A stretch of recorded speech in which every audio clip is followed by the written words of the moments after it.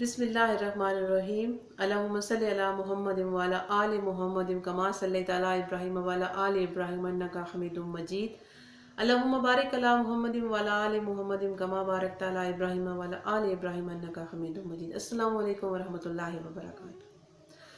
ایک بادشاہ ایک درویش کے پاس گیا۔ درویش ایک ورد کر رہا تھا۔ بادشاہ نے درویش سے پوچھا کہ یہ تو کون سا ورد کر رہا ہے؟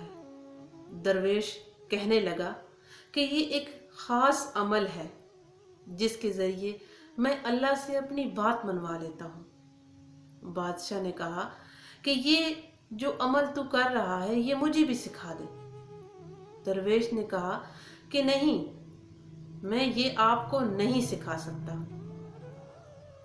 بادشاہ کو بڑا غصہ آیا اور بادشاہ واپس اپنے محل میں آ گیا۔ اب بادشاہ نے اپنے غلاموں سے کہا کہ جاؤ اور اس درویش کو پکڑ کے لے آؤ اور دربار میں حاضر کر دو۔ چنانچہ ایسا ہی ہوا۔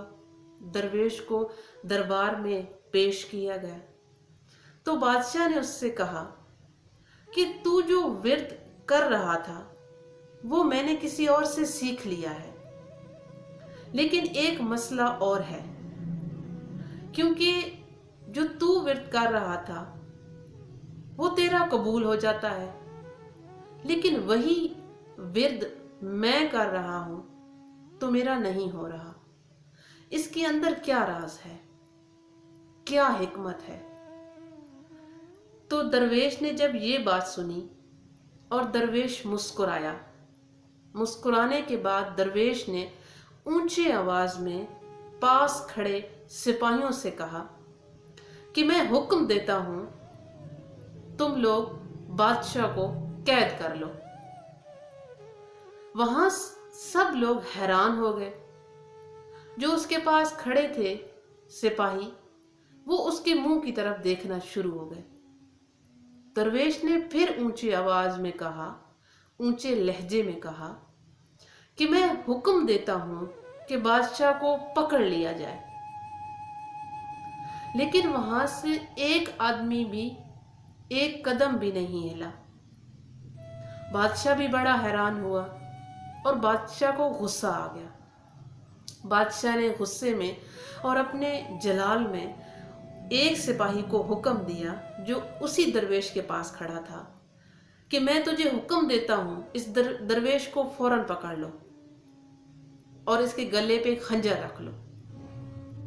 چنانچہ بادشاہ کے یہ الفاظ منہ سے نکلے اور اس سپاہی نے ایسا ہی کیا۔ تو بادشاہ نے اسے کہا کہ ابھی ٹھہرو، رک جاؤ۔ وہ سپاہی رک گیا، اس نے اپنا خنجر نیچے کیا۔ تو بادشاہ نے کہا کہ مجھے ایک بات یہ بتاؤ کہ تم نے ایسا کیوں کیا؟ تو درویش پھر مسکرایا اور درویش نے کہا کہ آپ کو شاید اس کا فرق ابھی بھی سمجھ نہیں آیا۔ آپ نے ان سپاہی کو ایک مرتبہ کہا کہ درویش کو پکڑ لو، تو یہاں پہ جتنے بھی سپاہی کھڑے تھے ان سب نے اپنے تلواروں کے رخ میری طرف کر لیے اور وہ فوراً حرکت میں آ گئے، جبکہ میں نے انہیں 2 مرتبہ کہا، لیکن ان میں سے کوئی بھی ٹس سے مس نہیں ہوا۔ ہمارا بولنے کا انداز اور ہمارا لہجہ دونوں کا ایک ہی جیسا تھا۔ صرف میں آپ کو یہ سمجھانا چاہتا ہوں کہ جو اوپر بادشاہ بیٹھا ہے وہ بھی اسی کنڈیشن کو دیکھتا ہے۔ اس سے انکار نہیں ہے کہ قرآن پاک میں یا کوئی بھی آپ وظیفہ کریں اس کا اثر یا اس کا عمل نہیں ہے، اس کا ہے، لیکن اللہ تبارک و تعالیٰ کے نزدیک ہر انسان کی نیت، اس کا خلوص، اس کی سچائی اور اس کی امانت داری اس پہ منحصر ہے۔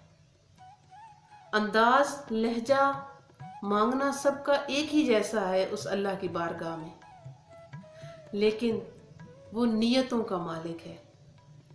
جس طرح بادشاہ کے ایک آواز پہ محل کے سارے سپاہی حرکت میں آ گئے، اسی طرح اللہ تبارک و تعالی جن کو پسند کرتا ہے، صرف ان کی ایک صدا پہ ان کے تمام کام ہو جاتے ہیں۔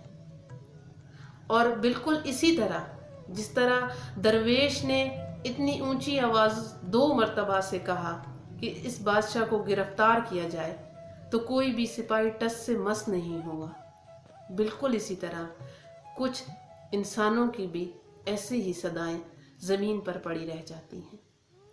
اللہ نیتوں کا مالک ہے، لہٰذا اپنا دل، دماغ اور اپنی نیتیں صاف کریں۔ اگر آپ کی نیتیں صاف ہوں گی تو آپ کی بھی دعائیں اسی طرح جلدی قبول ہو جائیں گی، آپ کے ورد، آپ کی عبادات بھی قبول ہو جائیں گی۔ امید کرتی ہوں آج کی یہ بات آپ کو ضرور پسند آئی ہوگی۔ لائک، کامنٹ، شیئر ضرور کر دیا کریں۔ پھر انشاءاللہ تعالی